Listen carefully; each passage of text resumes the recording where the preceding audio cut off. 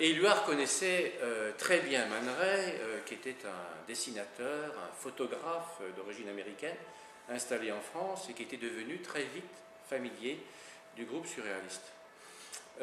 Lorsqu'il va le retrouver après la Seconde Guerre mondiale, Man Ray dira d'Éluard qu'il était, je cite, le plus humain et le plus simple de tous les poètes. Le travail en commun qu'ont réalisé l'artiste et le poète est ici exemplaire du dialogue que le surréalisme a nourri entre peintres et écrivains. Breton, par exemple, a publié un ouvrage de référence sur la peinture surréaliste. La pratique du cadavre exquis, comme il le disait, c'est une création collective, est à la fois graphique et littéraire. Le surréalisme groupe autant de poètes que de peintres. Il y a donc Breton, Éluard, Soupeau, Perret et d'autres. Et il y a d'un autre côté Dali, De Chirico, Ernst et Tanguy. Et Éluard a été sans doute le poète le plus entouré d'amis peintres, en raison sans doute d'affinités qui lui étaient propres. Il a très bien connu Max Ernst, avec lequel il a vécu un certain nombre d'années, en compagnie de Gala. Il a très très bien connu Salvador Dali, qui deviendra le mari de sa première femme, Gala, et il a été, jusqu'à la fin, un ami intime de Picasso. Pour bien comprendre la spécificité du dialogue qu'entretiennent les dessins et les textes dans les mains libres, il faut ce dialogue le remettre en perspective dans la longue histoire des rapports entre littérature et peinture. Il faut avoir en tête, par exemple, que depuis l'Antiquité, ces deux arts sont appelés deux sœurs, expression qui sera retrouvée à la Renaissance. Savoir que ce dialogue, pendant très longtemps, a été plutôt à sens unique.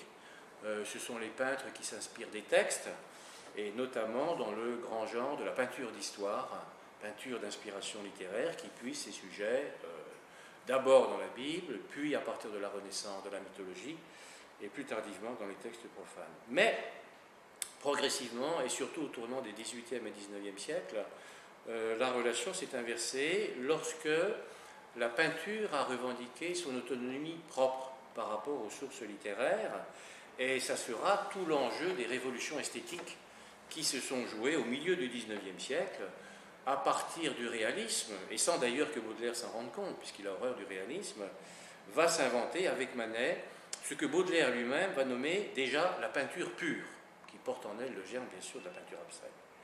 Et c'est justement à cette époque où de nombreux écrivains sont eux-mêmes artistes, plasticiens, Hugo, dessinateur génial, par exemple, Georges Sand, avec ses dendrites, Fromentin également, peintre, orientaliste, à une époque où beaucoup d'écrivains également pratiquent la critique d'art, dans le sillage de Diderot. Par exemple, pour citer presque tous les grands écrivains, Balzac, Stendhal, Théophile Gautier, Baudelaire bien sûr, les Goncourt, Zola, Maupassant, Octave Mirbeau, d'autres encore. C'est à cette époque que les écrivains et surtout les poètes s'inspirent de plus en plus des œuvres picturales. Pour citer un exemple bien connu, Les Fleurs du Mal de Baudelaire, beaucoup de poèmes ont leur source dans des dessins, des gravures, des tableaux. On sait même que la définition de l'esthétique de la modernité qui a été donnée par Baudelaire dans le fameux texte « Le peintre de la vie moderne » lui a été inspiré par un peintre qu'il admirait beaucoup, peintre et dessinateur, Constantin Guise. Et les mains libres se placent très directement dans cette filiation parce que l'écriture poétique s'y invente à partir des propositions graphiques de Man Ray. Pour autant, la chose n'est pas absolument nouvelle. Elle rappelle certaines traditions littéraires antérieures qu'il faut là encore avoir en tête pour bien calibrer les analyses. On connaît notamment depuis l'Antiquité l'ekphrasis, qui est une description esthétisée d'une œuvre d'art, par exemple la description du bouclier d'Achille par Homère, et les ekphrasis ont été pratiquées pendant longtemps, jusqu'au XVIIe siècle notamment. Il y en a de très nombreuses dans le roman précieux. Le Moyen-Âge, de son côté, a inventé le blason.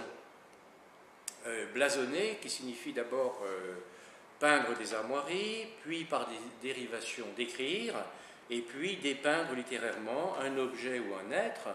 On va même parler de blason anatomique féminin à partir de la mode lancée par Marot dans les années 1530. Éluard était un très grand lecteur et découvreur de textes médiévaux. Il connaît bien cette forme qui lui plaît parce qu'il a quelque chose de litanique, comme dans le poème L'Union libre de Breton, par exemple, et il a lui-même publié, assez tardivement, en 1942, un blason des fleurs et des fruits que l'on trouve dans le livre ouvert 2. Mais l'écriture d'Éluard dans les mains libres relève plutôt d'un type d'écriture littéraire qui est né avec la critique d'art de Diderot. Dans les salons qui lui sont commandés par Grimm pour sa correspondance littéraire, le philosophe pratique d'abord une écriture qui est descriptive, c'est-à-dire qu'il identifie les sujets, il nomme les personnages, il condense le récit suggéré par la toile. Chemin faisant, bien sûr, et très tôt, il se rend compte qu'un tableau ne se réduit pas à son sujet, ni même à ce que l'on peut en dire. Autrement dit, le visible, et on peut dire cela pour les mains libres, le visible excède toujours le dissible. Et il y a même pour Diderot une phénoménologie propre de la perception artistique, et c'est pour lui être fidèle qu'il va inventer, chemin faisant, sans théoriser la chose, une critique polyphonique qui a été très bien analysée par Jean Starobinski. Il mélange les styles, il parle à plusieurs voix, il s'adresse aux peintres, qu'il admoneste parfois, aux spectateurs, il joue le jeu du jeu référentiel, il peut entrer dans le tableau, etc. Et c'est ainsi qu'il entre très vite dans ce qu'on appelle maintenant une critique analogique, celle que vont pratiquer tous les écrivains après lui, jusqu'à Éluard et après. Il s'agit de faire du texte littéraire un analogon de l'œuvre plastique, c'est-à-dire de trouver dans les ressources de la langue les moyens de produire par la littérature un effet esthétique équivalent à celui de l'œuvre plastique. Et c'est pour désigner cette pratique particulière qu'à partir de Théophile Gautier, on a parlé de transposition d'art. Le principe sera explicité et formulé très clairement par Baudelaire, très tôt d'ailleurs, dans son salon de 1846, je cite, « Un beau tableau étant la nature réfléchie par un artiste, la critique donc sera ce tableau réfléchi par un esprit intelligent et sensible. Ainsi, le meilleur compte-rendu d'un tableau pourra être un sonnet ou une élégie. » Ici, la référence à des formes poétiques comme le sonnet, l'élégie, montre bien que Baudelaire, intuitivement, perçoit déjà à quel point la critique poétique peut devenir créatrice, à quel point le texte littéraire peut s'émanciper de sa source visuelle tout en tirant son inspiration.